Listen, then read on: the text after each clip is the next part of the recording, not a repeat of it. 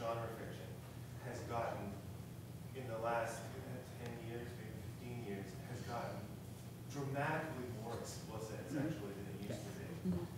In fact, actually, what kind of made me, I read Ken Follett's Pillars of the Earth, whatever. Yeah. His literary fiction. Yeah. The ones that are twice as long. And they are as explicit as anything I've ever read.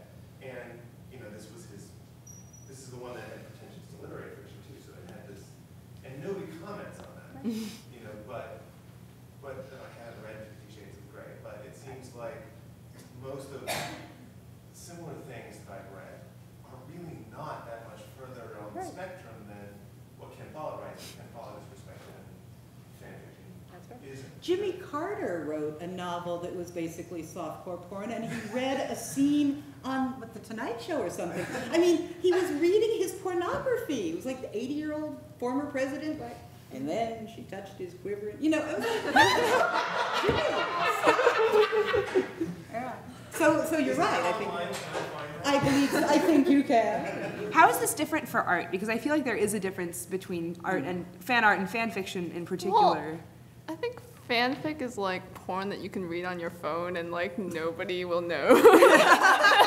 And if you're like looking at explicit fan art, like that's a little bit closer to like actual visual porn. So I don't know. I also think that I feel like creating a ton of I feel like explicit fan art is like, you know, you do one picture, it might take a long time, you know. So but with fanfic, you could just write scene after scene after scene, and it goes. But the fan art thing, it's like you'll only have like one picture unless you're doing a comic, which takes like even longer. I don't really know what I'm saying. The other problem, I think, with art is it gets into a more gray area of. Yeah, like if you're using like actors' likenesses, they find that online and they're like, whoa. Or that skew toward a more Eastern anime manga style of illustration, where characters who might be 100 years old because they're demon kind look like they're 14.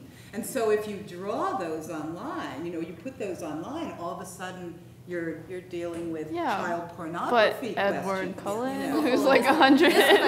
That shut down fandom in my journal for a while. It did. That was huge. But do you guys? People don't know this. People don't. In 2007, I was involved in what is called Strike Through and Bold Through for LiveJournal. Does anybody know what that was? Okay. It was basically, I run a community that got handed off to me, and this happened literally like a month after it got handed off to me on LJ, called Pornish Pixies, which is a Harry Potter community which basically accepted slash and fem slash fic and art. In Harry Potter, there are some ships that skew young, like Snape Harry, Snape Draco, pretty much any of the Snape and the children, Snape Hermione. And it kind of walks a fine line. So twice in 2007 was Strike Through, which would happen in May, and Bold Through, which happened in August. The community the first time got completely deleted because somebody did not like some of the stuff that was on there. And we went through a whole issue trying to get it put back on. We got it put back on, and then in August, 2 of the people who did fan art for, I believe it was Snape Harry, their work on Pornish Pixies got reported to LJ Abuse. Their journals got deleted, and our community got put on warning again. And it was a huge thing because they were not drawing underage art per se. I mean, they were not drawing child porn. They were drawing, I think one of the pictures was Snape and Harry had on his Hogwarts uniform. But he was 17 or 18. He was 17 or 18 in the fic, I mean the art. And we went through this entire struggle with LJ about what constituted child pornography. And what they finally told me was fic had a little bit more of a gray area, but art, you had to say on there that the person was 18 or older because they were under so many child pornography laws that because it was a visual element, they could immediately go in and delete it and report you as having child pornography. With fic, you had a little bit more leeway because you have, you know, Lolita and it's not graphic. And even though we tried to explain to them, this is drawn art, this is not actual children. Children are not being harmed in the process. And these art pieces are 18. They're depicting them as 18, which should be totally fine. We still, it was a real big hassle, and then everybody had to put on their art. This depicts a character that is 18 or older. Well, the Australians can't open anything where anybody's under 18. If they even have anything on their hard drive, even if they didn't look at it, even a story, they can get arrested. I mean, it's ridiculous. So as Australians on our various communities, writers have to be like, you have to put warnings, because if we open this, if we look at this, and then we're caught by our police, we're getting fined and arrested, and really bad. It's really bad. And on the point of like disclaiming that they're 18 plus, technically, you don't even have to, and I'm gonna sound like a total creep here, but like for people who do art of characters who are clearly like 12 through 16 or something, that's not illegal. Bringing that, like, children are not being harmed. You can't, you can't arrest somebody for drawing a picture. Is it now illegal because they've put it up on the internet where people can see it and they'll be influenced or whatever? Like, it's all wrong. And recently there have been court cases. A guy crossing the border into Canada got arrested for having pictures. What was it, like Lisa Simpson? Yes. And he finally got out of it because Was that actually the thing with the London Olympics symbol? Was that thing? So the London, if you didn't know this, now it can never be unseen. The London Olympic symbol looks like Lisa Simpson giving someone head. yes. And people have drawn this based on the symbol because it's funny. And I wonder if that was that. No, I think it was a different one. But being really waist deep in the anime fandom, where loli and shota are big things, and for someone like me who does lots of commissioned anime porn. Sorry, what has been seen cannot be unseen. Awkward. Oh wait, where it was? I had it right there. Look at that. Sorry, guys, you can't unsee it now. Yeah. Awkward. Back to, okay, we need a palette cleanser. Palette cleanser. Hey, yeah.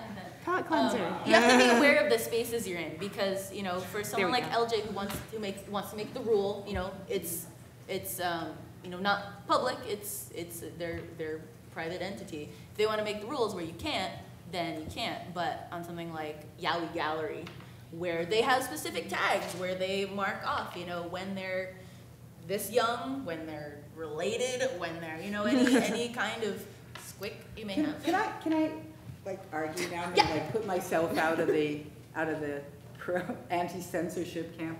I am entirely a free speech person, but I also have to say that I do think that the more you are inured to things, the more you see things, maybe the less wary you are of them. And I mean, I certainly see this within fandom, people coming in who are really homophobic.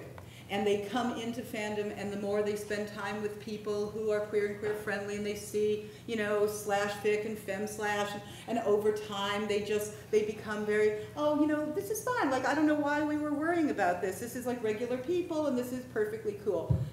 I'm not saying necessarily that it's the same thing with looking at underage representations of art, that it's going to all of a sudden make people into raging pedophiles. And I mean, I don't really believe that. But I do think that there is a desensitization that can come through anything, and certainly fandom isn't immune from that. I mean, this is my own perspective on that, so, Okay, we have about, I think 20 minutes left maybe, because we started late, and I'm gonna keep us running late as long as no one tells me to stop. Okay. So we should probably do any questions that people have. You've been holding your hand up for a long time, and I see you too, but you've been holding your hand up forever, so. Well, this is actually in reference to something that we talked about like 20 minutes ago, but on the question of beta reading and critique, how serious do you think those of you who write, how serious do you think you try to take your own writing, and how serious do you think other writers should take their writing? Because I've seen both sides of the spectrum. There are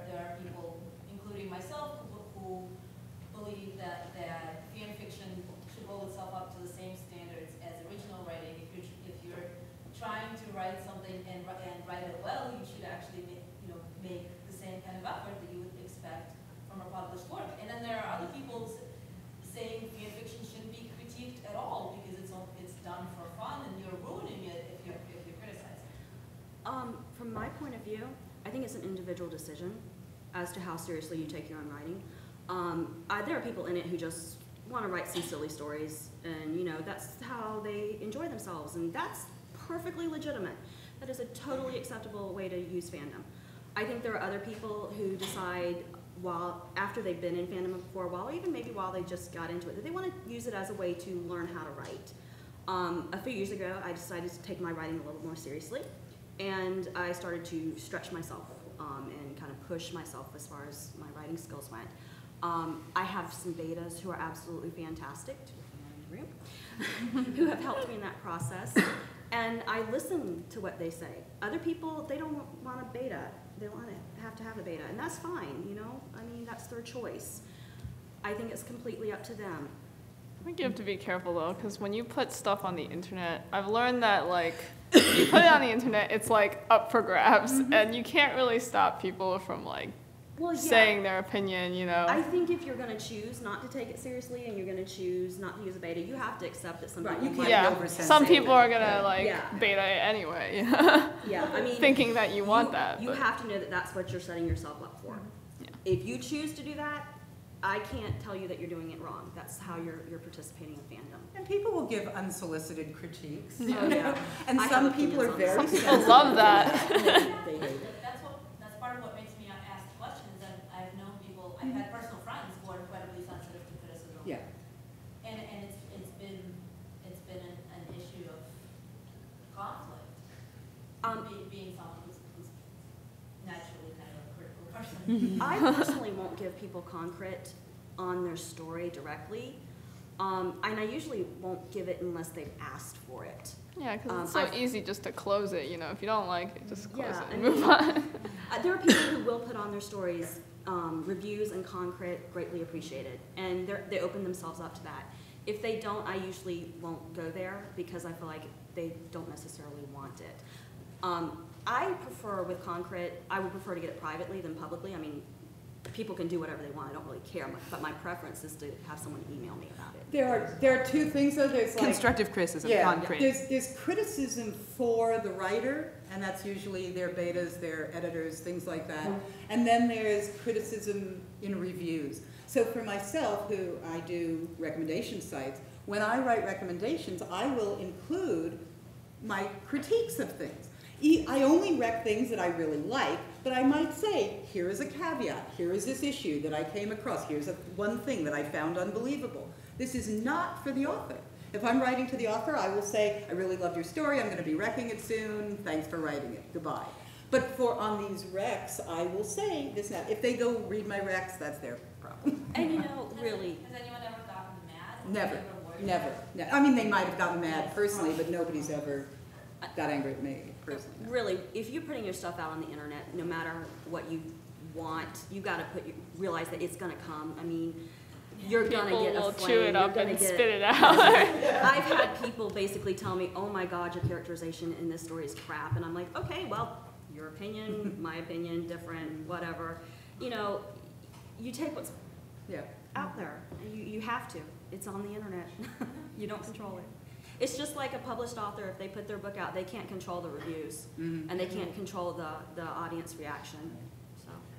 We had that comment back up there. Oh yeah, you mentioned that J.K. Rowling, in the past, kind of acknowledged the fanfic community, but I'm wondering if are there any authors or showrunners who are particularly engaged with it on a regular basis? Yes. Yeah.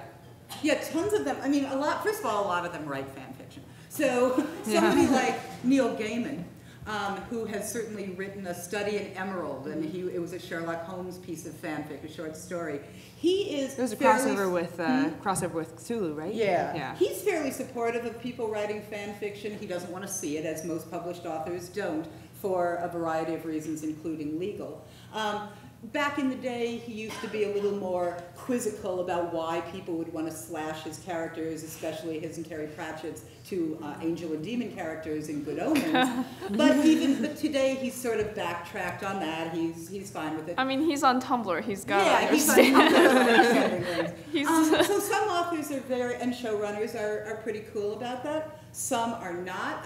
Martin, Song of Ice and Fire, is Yeah, really opposed to it, against and it. Rice, certain people are very like, ooh, don't besmirch my children with your dirty, stinking Outlandish. Right. Diana Gabaldon. And they're man. ignored, Which is and especially we funny. move on. And the support goes back a long way. Back when I was in the X-Files fandom, Chris Carter and 1013 were very supportive of fanfic writers, and they were even supportive of slash writers, because there is a scene in one of the later episodes where Mulder and Krychek kiss, and David Duchovny and Nick, I'm blanking on his name. Lee. Thank you. Came up with that on their own because of the slash, Mulder Krychek slash in the fanfic community, and the producers left it in there because they thought it was funny, and it was a shout out to the fanfic They've writers. certainly read it. They all know it. I mean, these days you Well, they can't also- have an internet presence without knowing it. Nick Frost and Simon Pegg were sent fanfic, as people always are, and they started writing it on Twitter, back and forth to each other. They were slashing themselves. So Supernatural is another one which recently gets a lot. In the X-Files, they actually named, I thought they did a much nicer fan tribute than the Supernatural guys did, because they actually named a character after a fan who had died of cancer, who had written a bunch of fanfic. And they did like set tours and things too. People would frequently hang out, but Supernatural also included a fan character who I did not. We can talk about that if we have feels. I have many feels about it. My feels are large and Tumblr upset. speaker.